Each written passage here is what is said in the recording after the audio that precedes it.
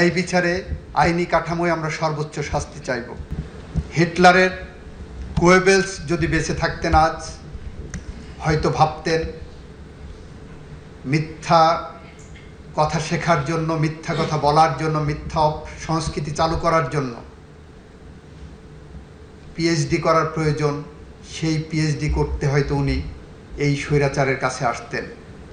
বিদেশে আমার দেশের লক্ষ লক্ষ টাকা, ডলার, পাউন্ড পাচার করে বেগমপাড়ায় বাড়ি বানানো, এমন একটি সমাজ ব্যবস্থার মধ্য দিয়ে একটি বৈষম্যহীন সমাজ প্রতিষ্ঠার জন্য জুলাই বিপ্লবের সময় যে আন্দোলনের সূচনা হয়েছিল, শান্তিপূর্ণ আন্দোলন ছিল।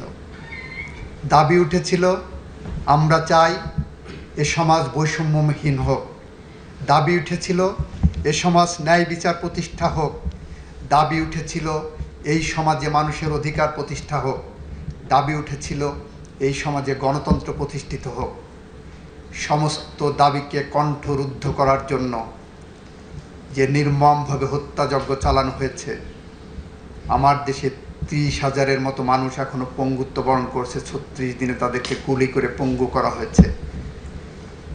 প্রায় 2,000-এর মতো মানুষকে হত্যা করা হয়েছে এবং তারপরেও তাদের মধ্যে কোনো অনুশোচনা হয়নি। পৃথিবীর ইতিহাসে আমরা দেখেছি অনেক স্বৈরাচার পালিয়ে গেছে। আমরা বাংলাদেশে দেখেছি স্বৈরাচার পালিয়েই শুধু যাননি, তার 300 মেম্বার অফ পার্লামেন্ট পালিয়েছেন, তার ক্যাবিনেট পালিয়েছেন, তার শপথবদ্ধ রাজনীতিবিদরা পালিয়েছেন। পৃথিবীর ইতিহাসে এরকম স্বৈরাচারের জন্ম হয়নি। আমরা মনে করি, যদি স্বৈরাচারদের কোনো সমিতি করা হয়, তাহলে আজকে যে স্বৈরাচারের বিচারের মুখোমুখি এই রাষ্ট্র করেছে, যে খুনির বিচারের মুখোমুখি করেছে, সেই সমিতির সভাপতি হতে পারে। হিটলারের গোয়েবেলস যদি বেঁচে থাকতেন আজ, হয়তো ভাবতেন মিথ্যা কথা শেখার জন্য, মিথ্যা কথা বলার জন্য, মিথ্যা সংস্কৃতি চালু করার জন্য পিএইচডি করার প্রয়োজন। সেই পিএইচডি করতে হয়তো উনি এই স্বৈরাচারের কাছে আসতেন এবং সেই স্বৈরাচারের নাম শেখ হাসিনা ওয়াজেদ, যিনি আজকে আপনাদের সামনে একজন আসামি ছাড়া আর কিছুই নয়। আমাদের এখানে ব্যক্তিগত কোনো আক্রোশ নাই, কারোর বিরুদ্ধে, কোনো ব্যক্তির বিরুদ্ধে আমাদের কোনো ক্ষোভ নাই।